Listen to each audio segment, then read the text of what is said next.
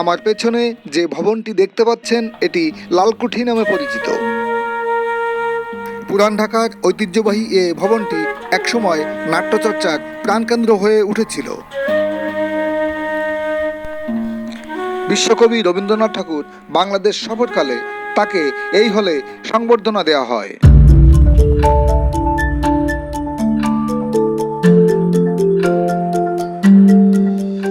1872 সালে ঢাকার বুড়িগঙ্গা নদীর তীর ঘেঁষে গড়ে উঠেছিল এই লালকুঠি।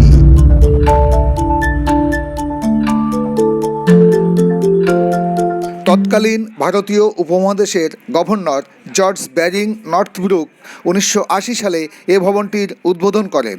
পরে তার নাম অনুসারে ভবনটির নাম নর্থব্রুক হল রাখা হয়। 1882 সালে এ ভবনটিকে পাঠাগার বানানো হয়। এর সঙ্গে জনসন হল নামে আরেকটি ক্লাব ঘর সংযুক্ত করা হয়।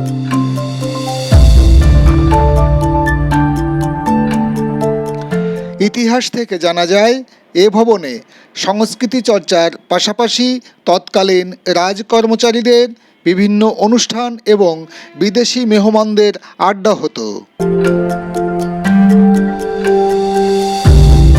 বিশ্বকবি রবীন্দ্রনাথ ঠাকুর 1926 সালের 7 ফেব্রুয়ারি ঢাকায় আসার পর নিজ ইচ্ছেতেই নর্থব্রুক হলে ওঠেন। দেশবরেণ্য ব্যক্তিদের উপস্থিতিতে এই হলেই এক জমকালো অনুষ্ঠানের মাধ্যমে তাকে নাগরিক সংবর্ধনা দেওয়া হয়। শুধু তাই নয়, ঢাকায় নতুন রাজস্ব আদায় ও ডাক অফিস খোলার জন্য নবাব পরিবারের সদস্য খাজা মোহাম্মদ ইউসুফের উদ্যোগে নর্থব্রুক হলে একটি বড় সভার আয়োজন করা হয়। সভায় শহরের গণ্যমান্য মুসলমান ও ইউরোপিয়ানরা অতিথি হিসেবে যোগ দেন।